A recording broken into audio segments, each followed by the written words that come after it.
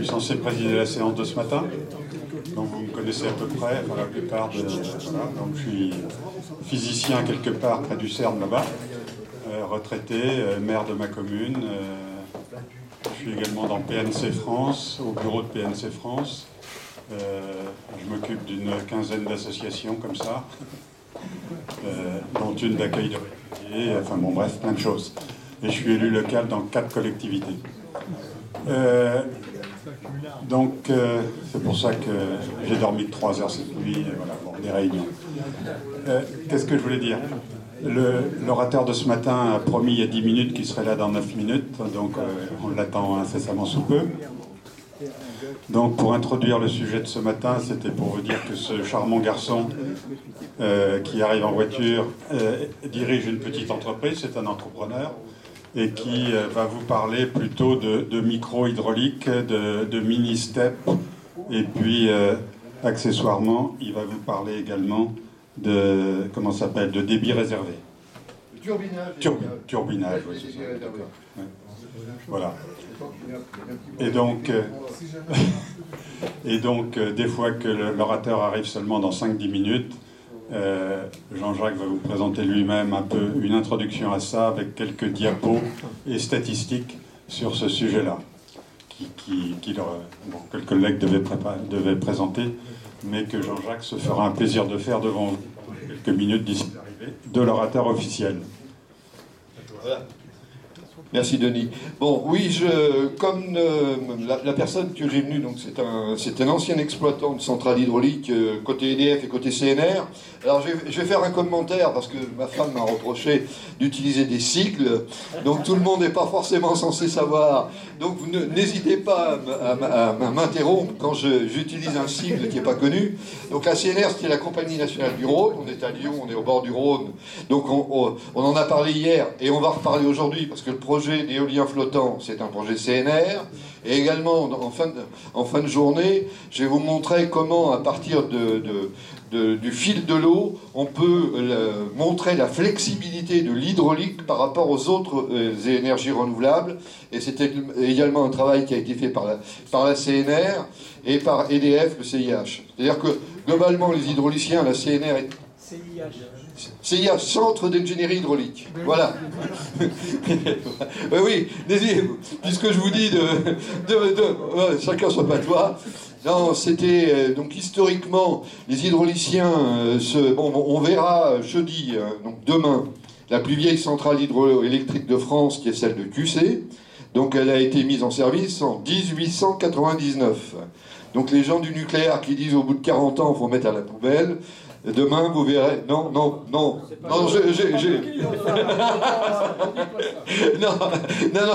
mais c'est comme hier, j'ai fait un excès sur l'eau de la ville de Lyon par rapport au réfrigérant atmosphérique. Là, j'ai fait, effectivement, je pousse un peu le bouchon, mais ça vous permet de me montrer que vous êtes réveillés.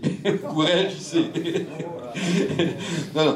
Donc oui, la CNR, on verra demain la flexibilité qu'offre l'hydraulique, puisque j'ai participé à un congrès la semaine dernière à Grenoble au niveau international. Le principal avantage de l'hydraulique est la flexibilité, donc on en parlera après, sur des expérimentations qu'a mené la Compagnie Nationale du Rhône et que, en parallèle, EDF mène.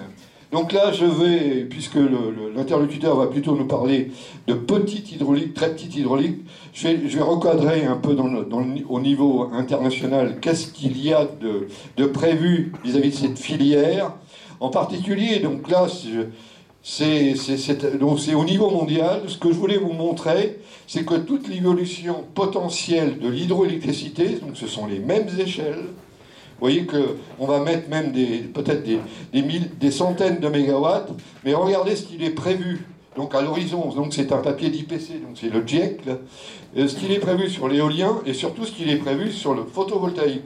Vous voyez donc que pour nous, l'hydroélectricité ou les projets hydroélectriques, c'est une partie vraiment congrue. Hein. Donc c'est un papier de l'IPC, parce que j'ai vu qu'hier, il y en avait pas mal qui pianotaient sur leur PC, qui allaient vérifier mes chiffres ou autres. là, donc, il y a eu, c'est pas un graphe de 2022, il y a eu une remise à jour de ces prévisions. Vous voyez que pratiquement, le PV, on va en faire 25 ou 30 fois plus que l'hydraulique. Et l'hydraulique, c'est pas en Gaule.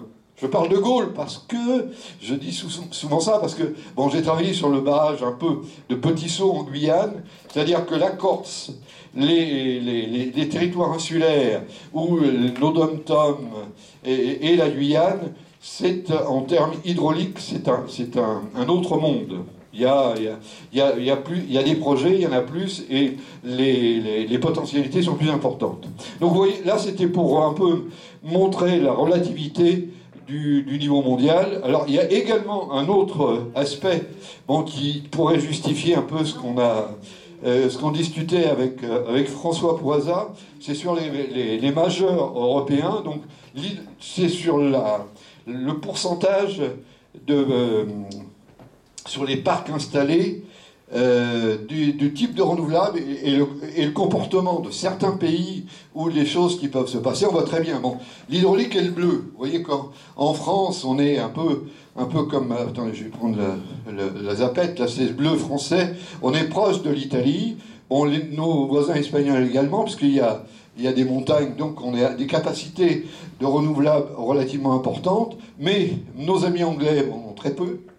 Et puis nos amis allemands également. Donc c'est-à-dire que dans tous les débats qu'on peut avoir sur les énergies renouvelables, alors moi je me plains parce que la majorité du temps, on oublie que l'hydraulique est une énergie renouvelable. Et en plus, oui, on oublie un peu trop, même si, comme je parlais tout à l'heure de QC, qu'il y a plus de 100 ans, c'est vrai que historiquement, on est passé dans un monde où c'est le grand-père, c'est le vieux système, par rapport au PV ou par rapport à l'hydraulique. Mais n'oubliez pas que le comportement des pays voisins ou même rien qu'au sein de l'Europe, et c'est naturel qu'ils aient une démarche ou des réactions qui ne sont pas comme les nôtres, puisqu'ils n'ont pas les mêmes ressources.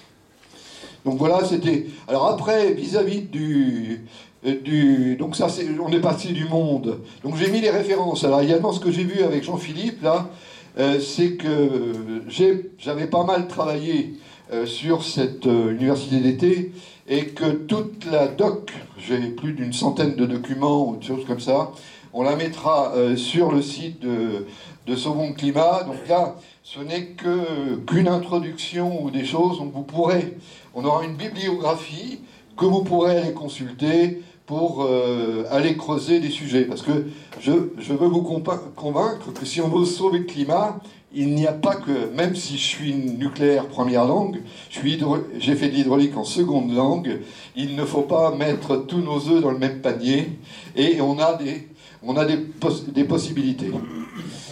Alors également, donc ça c'était l'Europe. Au niveau français, il y a quand même une chose aussi, bon là je les ai remis à jour, c'est la répartition, la typologie de ces centrales hydrauliques. Donc il y a des centrales de lac, des centrales éclusées, alors ça on va en reparler après là, avec le projet de compensation et de flexibilité que la CNR et EDF mettent en œuvre actuellement pour compenser la variabilité du solaire et de l'éolien.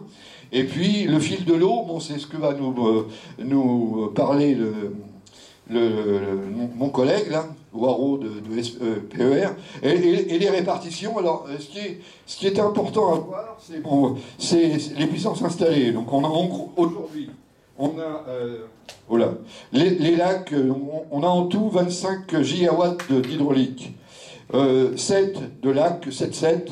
Là c'est... Alors oui, je le donne parce que le commentaire qu'on a fait hier, c'est que tout le monde ne voit pas, et il serait, donc ça je vais le dire également aux autres intervenants, c'est d'essayer de répéter ce qu'il y a sur le tableau, parce que tout le monde ne peut pas forcément le lire. Hein. Donc là, donc peut-être que là ça va prendre du temps. Donc là, oui, il y a 7 gigawatts de centrales de lac, et pour 30 TWh de production. Il y a les éclusés, alors là on en reparlera beaucoup sur le Rhône et sur l'Isère cet après-midi, donc il y en a 3, 9, presque 4, et ça nous fait 10 TWh. Les fils de l'eau, donc il y en a 5, 6, donc c'est celles que l'on ne peut pas trop faire bouger, donc elles sont pas aussi flexibles que les autres, et elles produisent 15 TWh, et là les steppes, au sein même de steppes, parce que toutes nos steppes, la majorité de nos steppes sont mixtes, grand maison, etc. Donc elle a une fonction steppe, mais là aussi, ça dépend de la taille du réservoir supérieur. Elle a une fonction de lac en même temps. C'est-à-dire que grand maison peut être comptabilisé en grande partie en productible lié au lac de la partie du lac supérieur, et la steppe, elle dépend essentiellement de la capacité du plus petit des réservoirs.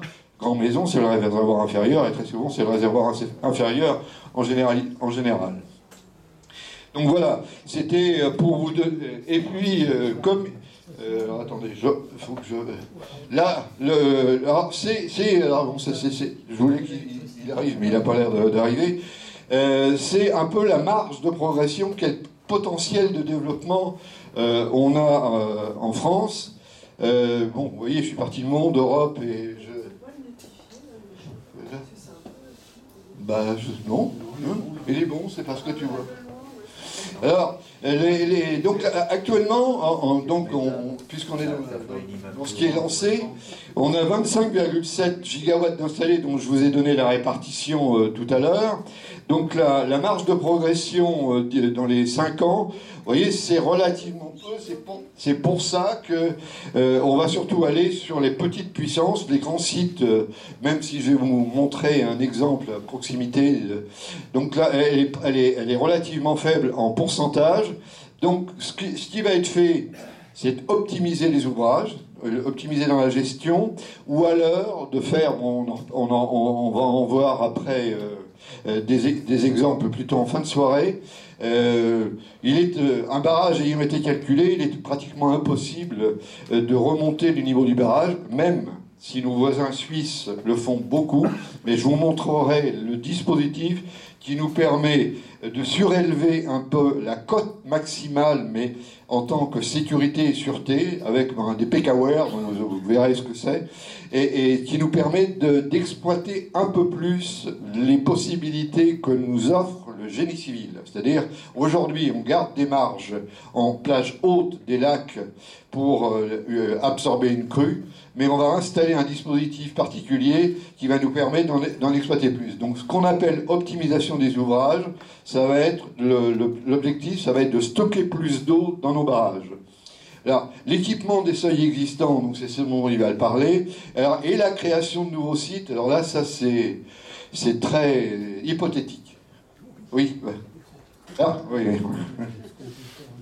Dans la connaissance du potentiel hydroélectrique français, est-ce que l'énergie marine avec les hydroliennes fait partie du spectre prospectif d'EDF? Alors, micro. Voilà. Donc c'était une slide que j'avais après. Ça va répondre un peu à ta question.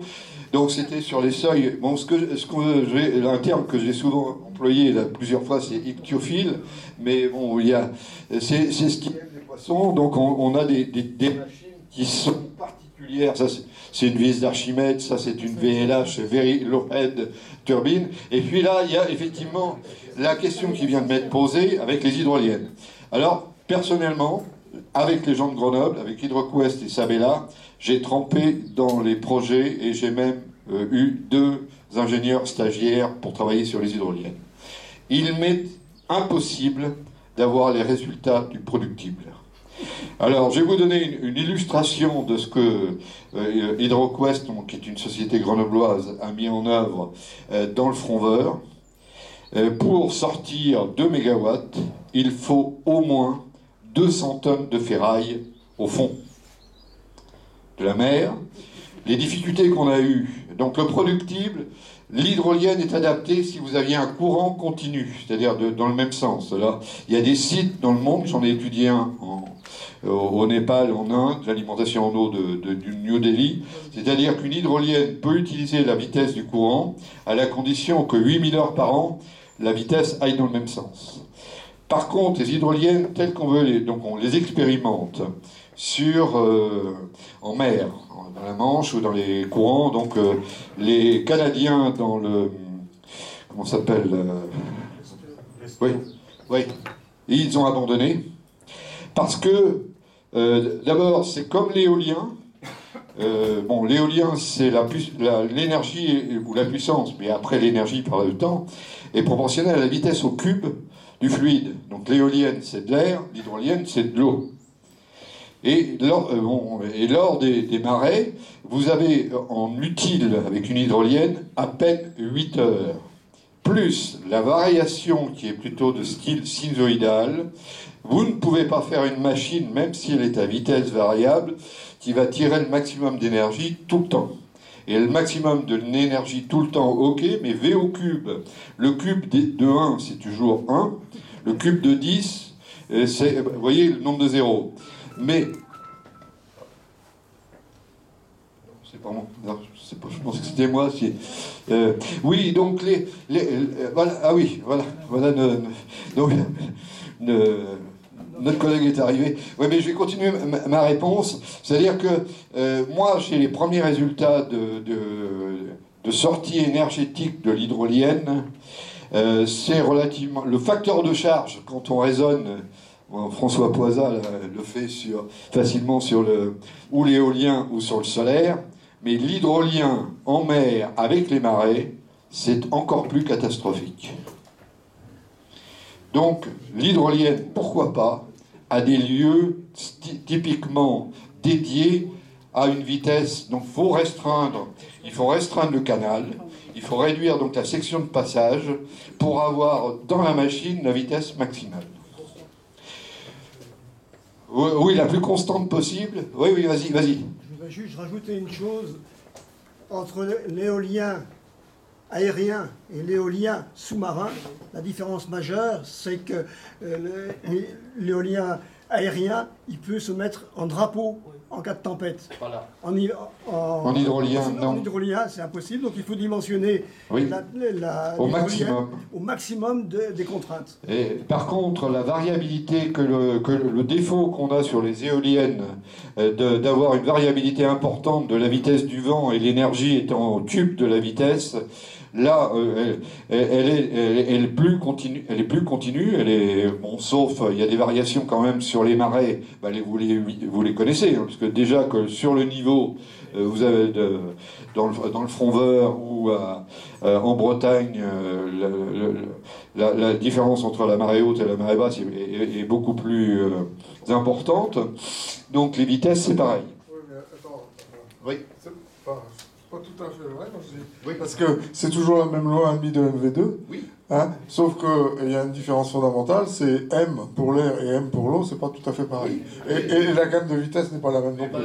Non, mais c'est vrai que pour l'eau, c'est plus favorable, mais moi, par rapport à votre question précise, alors lorsque j'aurai les réponses, parce que je ne désespère pas d'avoir des réponses du productible pour avoir une idée du facteur de charge. Par contre, vis-à-vis de la machine, il faut qu'elle résiste à tous les courants, donc c'est ça, 200 tonnes pour 1 ou 2 mégawatts. Vous voyez un peu là. Donc il y a la masse de ferraille au fond de l'eau, il ne faut pas la faire basculer. Alors également, l'expérimentation que je suivais, parce qu'on va passer pas loin, parce qu'il y avait une expérimentation de 3 hydroliennes à côté du péage, pour ceux qui sont passés par Lyon, sur le canal de Miribel. Bon, demain on verra le canal de Miribel et puis le canal de Jonage, donc, parce que le Rhône est découpé en deux. Il y a eu une expérimentation, mais malheureusement sur un canal où il n'y avait pratiquement pas de débit, et il y avait encore moins de vitesse, vous verrez. Donc ça a été un four.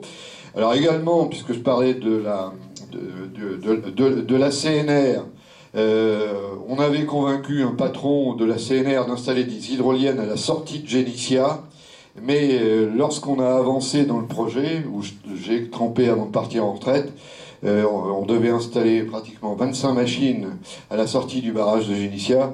Le projet, on l'a laissé tomber. Bon, je vais revenir donc rapidement, puisque moi... Juste un tout petit mot encore.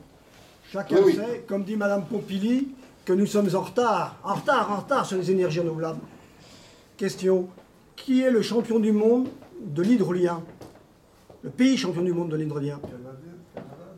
En térawattheure produit, c'est la France. Bah, bien sûr. Avec la France. En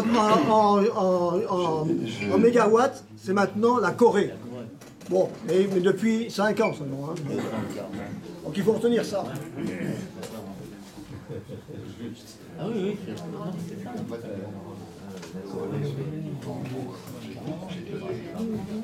François, bon, enfin, je voulais juste faire un petit commentaire sur les éoliennes. Dans les zones de grand vent, bien entendu, les éoliennes à axe vertical peuvent fonctionner à 300 avec des vents de 200 km/h, il n'y a pas de problème, et avoir une grande puissance. Alors que les grandes éoliennes sont limitées autour de je ne sais plus combien, 60 ou 80 km/h. 90, d'accord. Après, il faut les mettre en drapeau. Et quand on voit le facteur au cube, c'est vrai que... Bon. Et je me suis toujours demandé pourquoi, au moins en termes local, quand on veut le faire, pourquoi on n'utilisait pas les éoliennes à axe vertical. C'est un peu comme les voiliers, si vous voulez. Enfin, c'est le même système, ils arrivent à optimiser tout le temps. J'ai peut-être une réponse On dérive. technique. Oui. Bon, oui. On dérive. On va passer à... J'aurais une réponse technique pour ceux que ça intéresse. Non, après, Après, on va passer à la micro-hydraulique. Mais bon, je vais vous prendre... Bah, tu vas te présenter, donc c'est un... Et puis après... Voilà. Donc bonjour à tous, Waro Frédéric, dirigeant de la société Spire, que je vous présenterai vite fait tout à l'heure. Donc nous, on travaille principalement dans les centrales hydroélectriques, centrales solaires, éoliennes et un petit peu méthanisation. Et donc voilà, donc moi au niveau de mon parcours, j'ai commencé dans l'hydroélectricité à EDF, dans les écoles de métiers d'EDF. J'ai exploité... j'ai été exploitant à la centrale de Vouglan, et toute la vallée de l'Ain, Cis-Bolozon, Saumortier, Allemand. Et donc après, j'étais exploitant à la Compagnie nationale du Rhône, chargé d'exploitation à la centrale de Sobrona, où on retrouve aussi des débits réservés. Et donc voilà, puis après, j'ai eu des envies d'émancipation, donc j'ai créé la société Spire, qui existe depuis 2016, qui est, pour ceux qui connaissent, au statut des IEG. Et donc moi je vais vous faire une petite présentation sur un exemple de micro-hydroélectricité et de turbinage de débit réservé.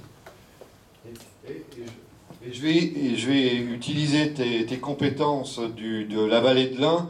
Donc bon, là j'avais un certain nombre de transparents pour avoir du temps. Alors donc j'ai évoqué les potentiels techniques. Donc vous voyez très nettement que les potentiels, parce qu'hier on était avec Fabrice Baignon, qui s'occupait donc du bassin Rhône-Méditerranée. Vous voyez que ce soit la potentialité, donc ça vous les retrouverez, hein, donc je ne vais pas tout l'écrire, les chiffres, etc. Mais bon, c'est plus les couleurs qui sont importantes. La potentialité hydraulique se trouve au niveau des sites au sud de la France, et également, parce qu'il l'évoquera aussi, les seuils existants, donc ce que je vous ai évoqué comme étant le rehaussement de certains barrages ou autres, elle se répartit un peu en Bourgogne-Franche-Comté, donc c'est le Doubs, Saône ou les vallées de la Seine, et dans le sud-ouest. Alors donc là, j'avais effectivement, donc tu vas reprendre potentiellement, oui, c'est des solutions techniques, les turbines ictiophiles, parce que bon, je voulais montrer l'hydrolienne, l'hydrocinétique. Ne pas oublier non plus les vis Archimède qui permettent de laisser passer les poissons. Donc, et alors là, je vais donc évoquer une chose qui m'avait été demandée un peu puisqu'on en discute beaucoup avec Henri Prévost sur le stockage. Donc les projets qui sont dans les cartons d'EDF, il y en a un certain nombre. la grosse problématique économique, hein, parce qu'il y a de la faisabilité technique, parce que hier, avec Henri, vous avez aussi posé les questions, le multi-usage de l'eau, oui, mais est-ce que pour compenser la variabilité du solaire ou de l'éolien, ne devrait-on pas faire plus d'efforts dans les steppes, dans les stockages hydrauliques? Mais ça nécessite de dédier plus particulièrement ces installations à ce stockage. Et vous avez vu hier avec Fabrice Baignon, il a très très lourdement insisté sur l'eau. C'est un multi-usage, c'est-à-dire que ça peut être de la navigation, du tourisme, de la pêche. Donc on ne peut pas faire des choses sans prendre en compte les autres. Alors, il y a donc... Moi, j'ai la connaissance d'un certain nombre de projets, puisque j'étais dedans personnellement, dans les cartons. Mais avec ces problèmes de concurrence, ou internationale ou nationale, bon, si c'est plus simple par rapport à si on renationalise complètement EDF et autres, mais il y a quand même aussi la CNR, hein, qui est dans le groupe Engie, elle n'est pas directement EDF, même si c'est IEG. Donc je peux vous donner quelques données, et là... Frédéric peut compléter sur un projet. Alors, ce qu'il y avait à Vouglan, il y avait des pompes. C'est-à-dire que sur le site, il y avait déjà des pompes d'installer, qui étaient très peu utilisées. Donc, ce qu'il est prévu, donc là, vous avez 3 aménagements. Celui de Vouglan, bon, après, vous verrez, il y a les photos, mais vous les retrouverez. Celui de Saumortier, qui est en dessous, avec un réservoir, et puis Coiselet. Et ce qui... donc ça le gros bleu, c'est la rivière 1. Et là, vous avez une petite rivière, un affluent qui est la Bienne, mais qui débouchait entre le barrage de Saumortier et celui de Coiselet. Donc ce qu'il est prévu, c'est d'installer des pompes. Là, il y avait des pompes à Vouglan. C'est d'installer des pompes à Saumortier pour ne pas laisser perdre l'eau de cet affluent qui était obligé de couler jusqu'au Rhône. Donc, quand il y aura de l'hydrologie favorable de la Bienne, on remontera donc cette eau entre Coiselet et Saumortier, et les pompes de Vouglan qui existent, on le remontera dans le grand réservoir de Vouglan. Alors, vous voyez, les adaptations qui peuvent être faites. Alors après, ça va vous donner... Qu'est-ce que ça va nous donner?